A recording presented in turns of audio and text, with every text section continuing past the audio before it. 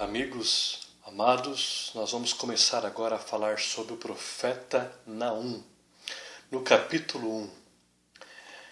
Vocês observaram na introdução que eu fiz todo o cenário político, todo o cenário espiritual de Judá, de Israel, e a implacável crueldade que os assírios tratavam as nações, inclusive os israelitas e os judeus. Então no capítulo 1 agora, nós vamos conhecer outras características do Deus de Israel que não foi apresentada ao profeta Jonas.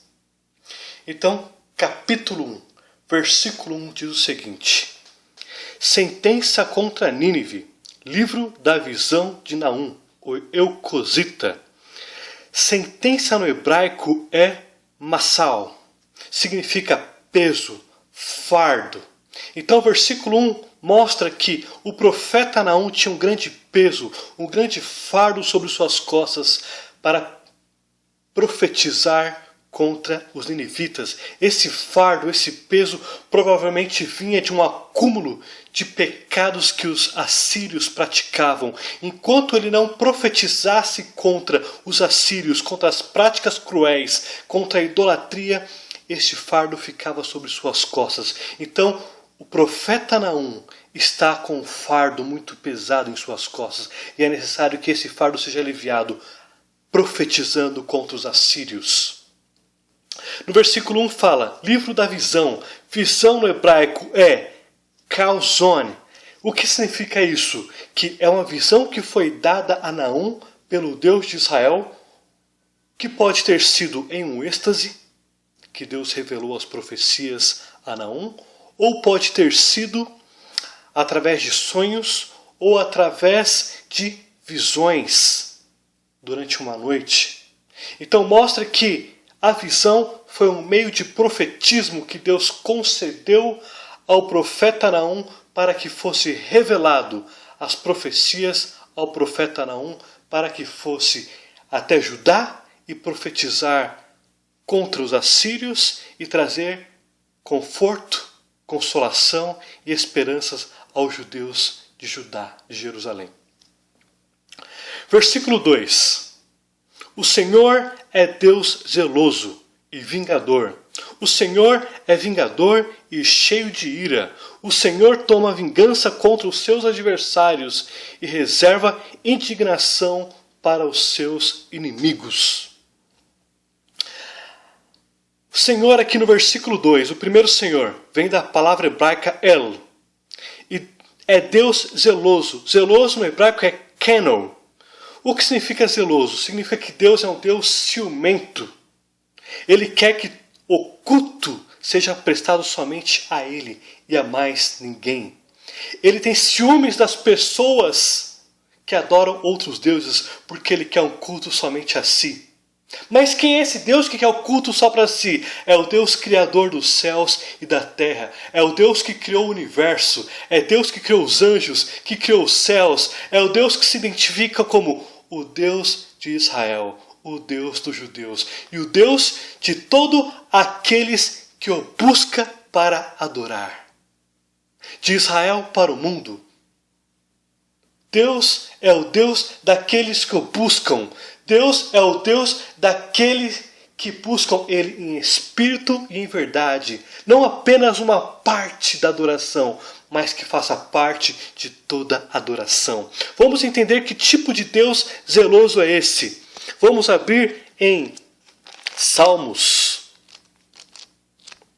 Salmos 115. Não a nós, Senhor, não a nós, mas o teu nome dá glória por amor da tua misericórdia e da tua fidelidade. Porque diriam as nações, onde está o Deus deles? Os judeus diriam, no céu está o nosso Deus e tudo faz com que lhe agrada. Prata e ouro são os ídolos deles, do que das nações. Obra das mãos de homens. Tem boca e não falam, tem olhos e não veem. Tem ouvidos e não ouvem, tem nariz e não cheiram. Suas mãos não apalpam, seus pés não andam, som nenhum lhes sai da garganta. torne semelhante a eles os que os fazem, e quanto neles confiam. Israel confia no Senhor, este é o seu amparo e o seu escudo. Versículo 11, confiam no Senhor os que temem o Senhor, Ele é o seu amparo e o seu escudo. Também nós vemos isso na Bíblia Católica. Na Bíblia Católica está no Salmo 113. Algumas versões da Bíblia Católica também está no Salmo 115. É a mesma descrição. Também nós vemos esse mesmo Salmo na Bíblia judaica, usado pelos judeus na sinagoga, que é no Terrelim 115, que é Salmo 115. Nós vamos agora para os mandamentos que Deus colocou para Moisés. Muitos acham que Deus somente deu 10 mandamentos a Israel. É um erro completo. Porque Deus concedeu através de Moisés 613 leis. 613 leis que incluem questões penais, sociais, religiosas, civis. Então Deus deu a Israel 613 leis. Nós vamos agora falar apenas de algumas leis que Deus deu a Moisés. Então Êxodo 20, versículo 3. Não terá outros deuses diante de mim. Versículo 4, não farás para ti imagem de escultura, nem semelhança alguma do que há nos céus ou há na terra, nem nas águas debaixo da terra. Não adorarás, nem lhes dará culto, porque eu sou o Senhor teu Deus. Deus zeloso, repetiu que o profeta Naum está falando, que é um Deus ciumento, que visita a iniquidade dos pais nos filhos até a 3ª e 4ª geração daqueles que aborrecem. Então aqui nós podemos compreender de forma clara o que Deus quer dizer, que Ele é um Deus ciumento, Deus zeloso. Então por isso que no versículo 2 Deus fala, o Senhor, El, é Deus zeloso, que é Canon, significa somente a mim adorarás, não há mais ninguém nos céus, na terra ou no mar que deve ser adorado. Eu sou o Criador dos céus e da terra. Eu dei o fôlego da vida. A mim deve adorarás. Então, o Senhor é vingador e cheio de ira. O Senhor é vingador e cheio de ira, e o Senhor toma vingança. A palavra hebraica para Senhor aqui é Yahweh. Significa Javé. É o Deus que busca o homem, é o Deus que julga o homem e Deus que provê meios para restaurar o homem dos seus pecados através do Cordeiro de Deus, o Mashiach, Jesus. Ele, no começo do versículo 2, que é o Senhor, significa que Deus no hebraico está acima de todos os deuses. Numa hierarquia de todos os deuses criado por homens, demônios, anjos, o Deus de Israel está acima de todos. Então, Ele significa Deus acima dos deuses. Yahweh, que é o que é usado depois, posterior, aqui, o Senhor é vingador, o Senhor toma vingança, significa que Ele é o Deus pré-existente, não foi criado por nenhum outro. Ele sempre existiu. Humanamente não podemos compreender, porque nós somos limitados, nós temos começo e temos o fim, num sentido material. Deus sempre existiu, Deus pré-existente, e Ele usa todo o poder para chamar o homem, através do amor, para se libertar dos pecados. E aquele que não se liberta do pecado, Deus julga este homem. Então, o que seria também vingador no versículo 2? No hebraico é Nauken. O que significa isso? Que Ele zela pelos seus filhos. Ele é longânimo, Ele demora em irar-se, mas Ele vinga as práticas que são feitas contra os seus filhos. Seria como um cenário aqui de uma mãe para proteger os seus filhos. E esse vingador quer dizer o seguinte: mexeu no filho do Deus de Israel, vai se encontrar com o Pai vingador. Então note, no versículo 2, o Senhor toma vingança contra os seus adversários. O Senhor toma vingança contra os seus adversários e reserva indignação para os seus inimigos. Então no versículo 2, Deus é um Deus ciumento e um Deus que zela pelos seus filhos. Versículo 3. O Senhor é tardio em irar-se, mas grande em poder, jamais inocente ou culpado. O Senhor tem o seu caminho na tormenta e na tempestade, e nas nuvens são o pó dos seus pés. Está se usando a palavra Yahweh, um Deus pré-existente, que usa o seu poder para buscar o homem, julgar o homem e restaurar o homem dos seus pecados. E aqui mostra que ele demora em irar-se, demora muito mais do que o contexto humano. Mesmo Deus vendo práticas cruéis, práticas demoníacas, práticas idólatras, Deus demora em irar-se, mas quando ele ira, ele não isenta o culpado. Muitas pessoas acham que por Deus falar desta forma, ele é um Deus não justo.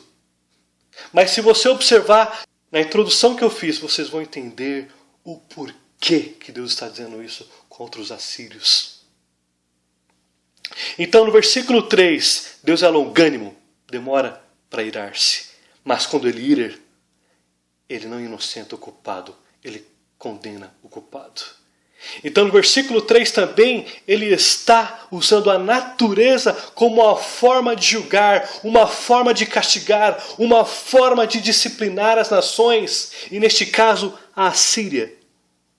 Versículo 4, ele mostra a onisciência, o poder e a glória que pertence a ele, usando a natureza. Ele destaca aqui no versículo 4, ele repreende o mar, ou seja, ele faz ondas fortes, ele faz o mar se movimentar de forma tempestuosa, e o faz também secar.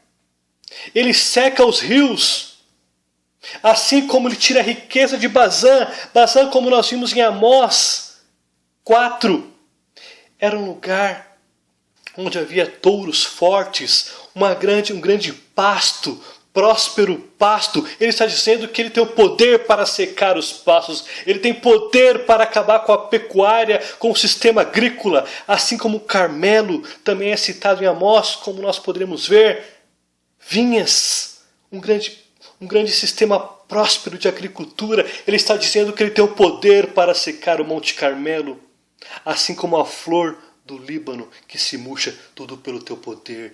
Ele usa a natureza como a ferramenta judicial, assim como um juiz usa cadeias, multas, sistemas para julgar um réu. Assim Deus usa a natureza como uma ferramenta judicial para castigar, para punir. E também assim o juiz, quando o réu não é réu, ele é inocente, ele usa a natureza para trazer bonança, prosperidade e paz. Versículo 5. Os montes tremem perante ele, e os outeiros se derretem, e a terra se levanta diante dele, sim, o mundo e de todos os que nele habitam. Então aqui no versículo 5, Deus falando da natureza novamente, ele está dizendo que as montanhas, os montes elevados, tremem diante da presença dele, do poder dele, porque ele tem o controle sobre os montes, assim como os outeiros que são montes não tão elevados, se derretem com a tua presença, com o teu poder e com a tua glória. E a terra diante dele, sim, o mundo e todos que nele habitam. O mundo se estremece, o céu se estremece, os planetas se estremecem, as estrelas se estremecem, os anjos se estremecem e os homens se estremecem. E a Bíblia diz que todo joelho se colocará diante dele. Aqui mostra o poder que Deus tem sobre a face da terra, e ainda há homens que tentam julgar os pensamentos e a justiça de Deus. E ouço ainda outros dizerem que o Deus do Antigo Testamento não é o Deus do Novo Testamento. Então nós vamos agora para Apocalipse, para ver se realmente o Deus do Antigo Testamento não é o Deus do Novo Testamento.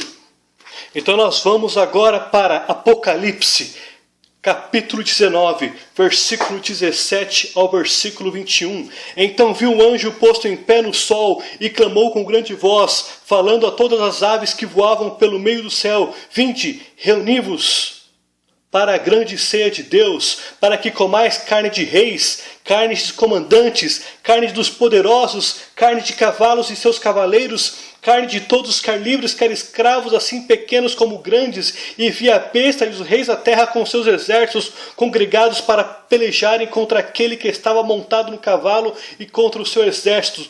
Mas a besta foi aprisionada, e com ela o falso profeta, com os sinais feitos diante dela, seduziu aqueles que receberam a marca da besta, eram adoradores da sua imagem. Os dois foram lançados vivos dentro do lago de fogo que arde como enxofre. Os restantes foram mortos com a espada que saía da boca daquele que estava montado no cavalo, e todas as aves se fartaram das suas carnes. Aqui mostra em Apocalipse a indignação que Deus estava contra os reinos, contra os governantes, contra o povo que decidiu não adorá-lo e seguir os seus deuses. O livro de Apocalipse, Novo Testamento, detalha muito mais quem é esse Deus que quer um culto só para si. Detalha muito mais os eventos e como Deus tratará aqueles que não querem o Criador dos céus e da terra. Versículo 6. Quem pode suportar a indignação? E quem subsistirá do furor da sua ira? A sua cólera se derrama como fogo, e as suas rochas são por eles demolidas. E as rochas são por ele demolidas. Aqui demonstra que ninguém é capaz de escapar da sua ira. Ele demorou de irar-se, mas agora virou antônimo. A sua ira agora é totalmente oposto da sua longanimidade. Ninguém é capaz de aguentar esse Deus de poder, esse Deus de fogo, esse Deus de juízo. E aqui no versículo 6 mostra que a ira de Deus ela é manifestada com fogo. Depois nós vamos ver nos seguintes versículos que mostra que os assírios foram julgados com fogo, com água. E as rochas se estremecem perante o seu poder. Versículo 7, o Senhor é bom, é fortaleza no dia de angústia e conhece os que nele se refugiam. Então note, no versículo 2, Deus é zeloso, ciumento e vingador. No versículo 3, é um Deus totalmente longânimo, mas quando ira-se, não inocente o culpado. No versículo 4, 5 e 6, ele é o Deus que tem um poder sobre a natureza. No versículo 7, ele é um Deus bom, ele é um Deus justo. Ele é fortaleza para as pessoas que nele se refugiam, para as pessoas que nele se prostem para adorá-lo.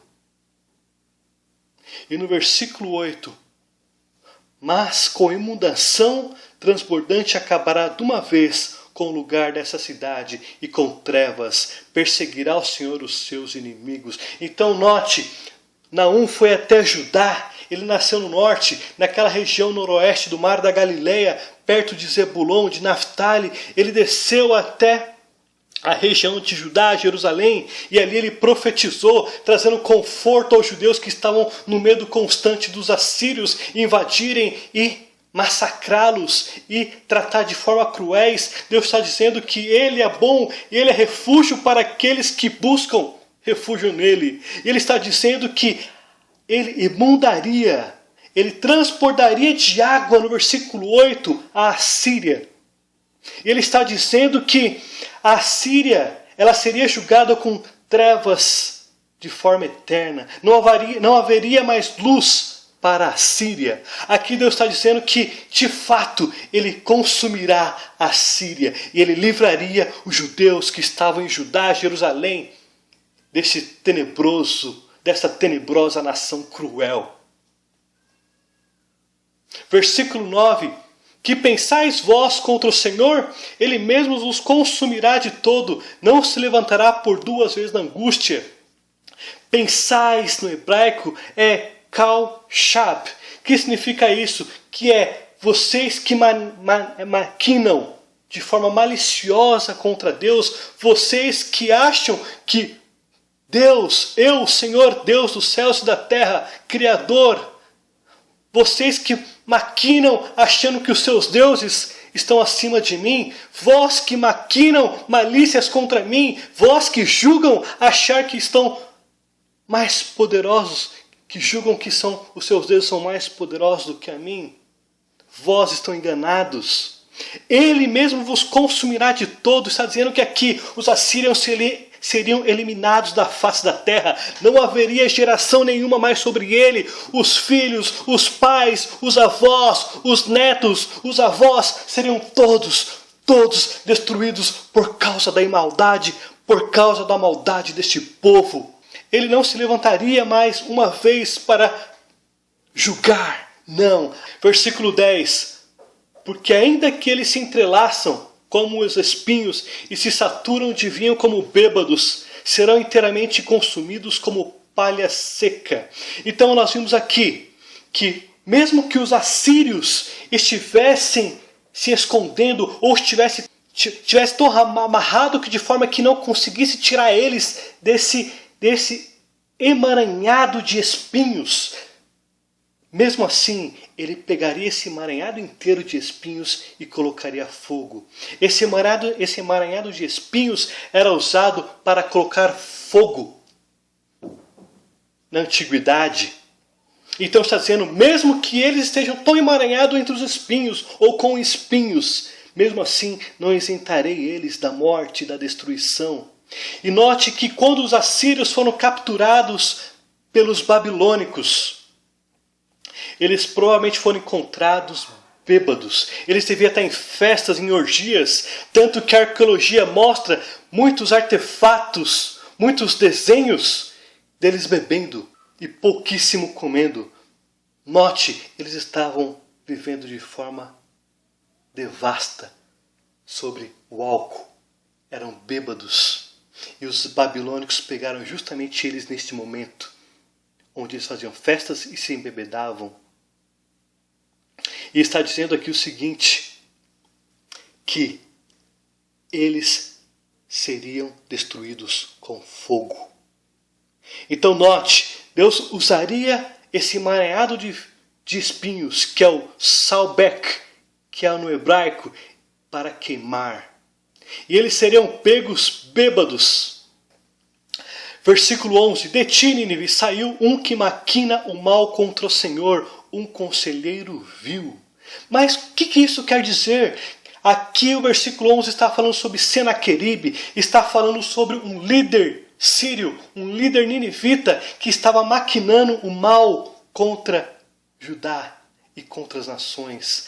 Deus não julga o homem ou os homens apenas pelas ações, mas Deus julga os homens pelos seus pensamentos.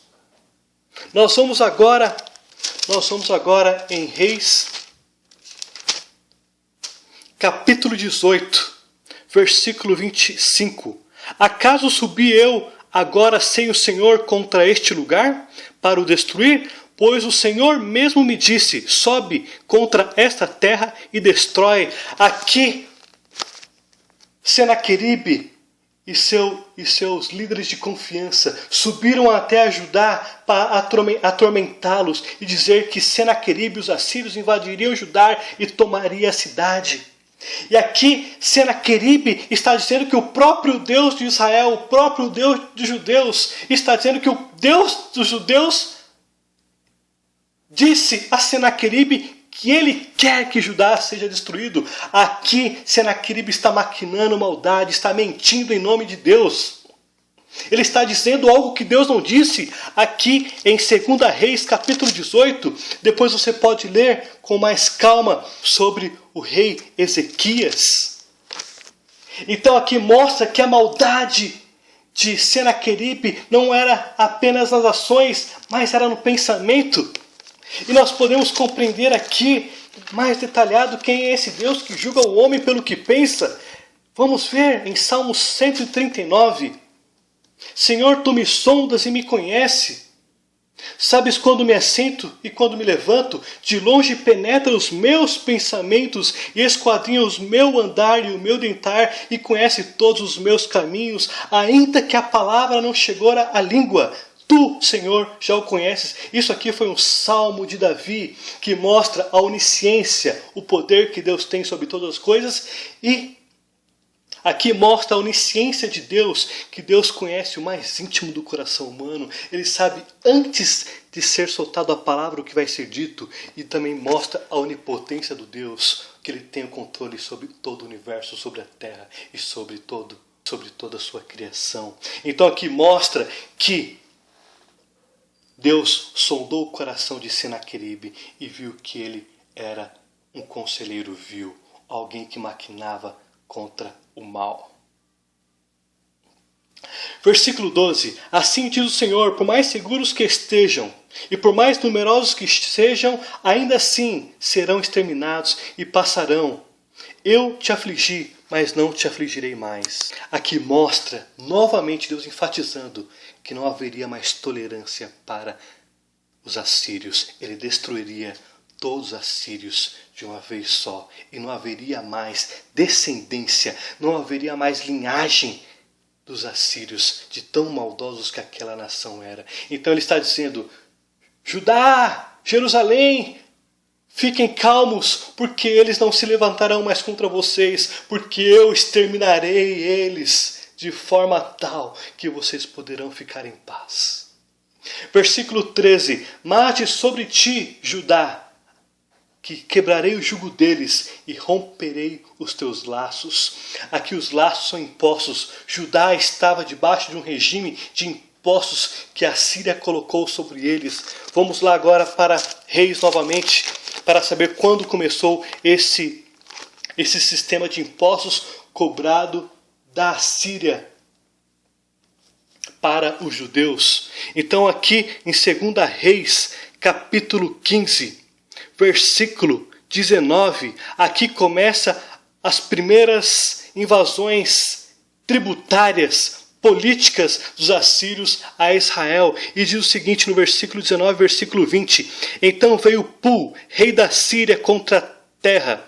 Menahem deu a Pul 1000 talentos de prata, para que este o ajudasse a consolidar o seu reino. Menahem arrecadou este dinheiro de Israel para pagar o rei da Síria, de todos os poderosos e ricos, 50 ciclos de prata por cabeça. Assim voltou o rei da Síria e não se demorou ali na terra.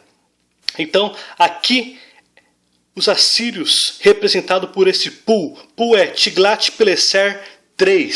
Então, aqui, os assírios começaram a cobrar de Israel. E também depois começou a cobrar de Judá e de Jerusalém. Então, um modo que os assírios prosperavam, eles cobravam altos impostos das nações, assim como de Israel, assim como de Judá, assim como da Síria, assim como da Babilônia, assim como do Egito, assim como dos etíopes. Então eles prosperavam em cima dos impostos que eles cobravam das nações, que eles subjugavam, que eles dominavam, que eles tinham poder militar sobre eles.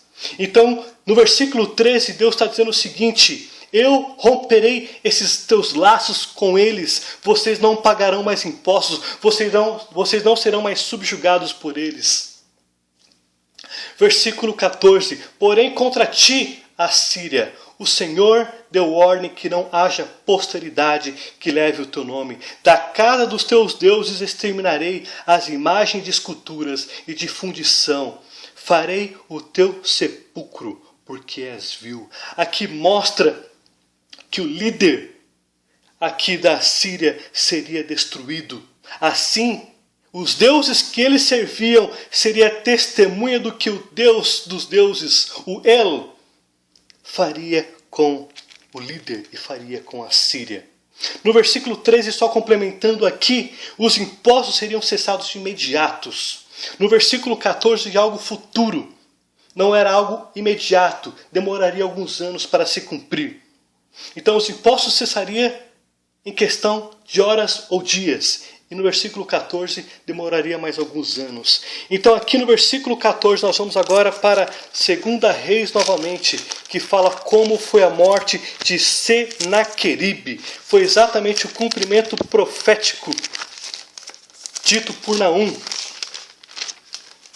Nós vamos para 2 Reis.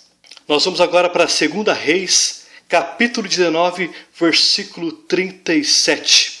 Sucedeu que, estando ele a adorar na casa de Nisroque, seu Deus, Adrameleque e Sarezer, seus filhos, o feriram a espada e fugiram para a terra de Ararat, e Esar-Hadon, seu filho, reinou em seu lugar. Então note, a profecia que Deus fez aqui contra Senaqueribe cumpriu-se em 2 Reis 19:37, onde Senaqueribe, quando estava adorando seus deuses, os próprios filhos dele o matou à espada.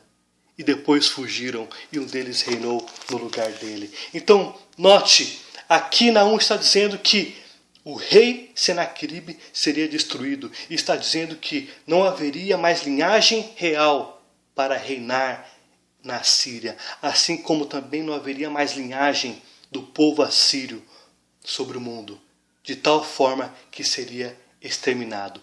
Tanto o rei quanto a sua dinastia, como os seus deuses, seriam exterminados.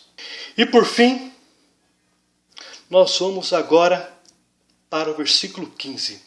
Eis sobre os montes os pés do que anunciam boas novas, do que anuncia paz. Celebra as tuas festas, ó Judá, cumpre os teus votos, porque o homem vil já não passará por ti, ele é inteiramente exterminado. Note que Deus enfatizou tantas e tantas vezes que os assírios seriam exterminados de vez. Tamanha era a ira por causa das práticas cruéis que os assírios faziam com as nações e com os judeus. E aqui está usando o termo do que anuncia a paz. Anuncia a paz é citado por Isaías. Isaías 52:7. Outro profeta, o profeta que teve o seu ministério no período do rei Ezequias. Então, no versículo 7 diz o seguinte: quão formosos são sobre os montes os pés dos que anunciam as boas novas, que faz ouvir a paz, que anuncia coisas boas, do que faz ouvir a salvação, que diz a Sião, o teu Deus reina. Aqui o profeta Isaías está usando esse versículo. Ela é dirigida para os judeus que sairiam do cativeiro babilônico. E aqui está dizendo que abençoados são as pessoas que profetizam paz e que anunciam salvação através do Messias, através do Deus de Israel. Bem-aventurados são. Então aqui o profeta Naum está usando essa mesma fala para dizer o seguinte: Judá, Jerusalém, vocês estão libertos dos assírios. Festejem, comemorem, Judá, façam seus votos, se alegrem-se diante de mim, porque eu os livrei diante desses homens maus, deste homem vil que foi Senaqueribe. E agora se alegrem, fiquem em paz, porque eu sou o Deus que zelo por vocês, meus filhos. Eu sou o Deus que zela por vocês. O apóstolo Paulo usa esse mesmo termo, anuncia a paz, em Romanos 10:15. Romanos 10:15. E como pregarão se não forem enviados, como está escrito: quão formosos são os pés dos que anunciam coisas boas. Aqui está dizendo, através do apóstolo Paulo, que bem-aventurados são as pessoas que proclamam o evangelho de salvação através do Messias de Israel, Jesus, Yeshua HaMashiach, Reb-Melech, Hamoshia, o Deus, o Messias de salvação. Bem-aventurado são os que professam e anunciam a paz, que anunciam a salvação.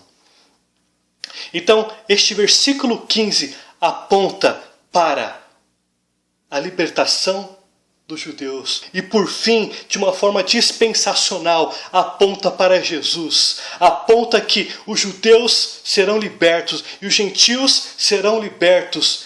Os gentios, obviamente, que crêem no Messias, os judeus que crêem no Messias serão libertos da escravidão do pecado, do reino mau que virá sobre o período do Apocalipse. E por fim, trará paz eterna a todos os homens que colocaram o Deus de Israel como centro de adoração, através do Messias, através daquele que foi prometido desde a existência do universo e do mundo, que é Jesus, para trazer salvação a todos aqueles que o buscam. E por fim, todas as profecias citadas aqui, todos esses detalhes citados aqui, cumpriu-se em 612 a.C., o qual os babilônicos invadiram a Síria e destruíram e exterminaram todos os seus povos assírios ninivitas, para nunca mais haver uma linhagem.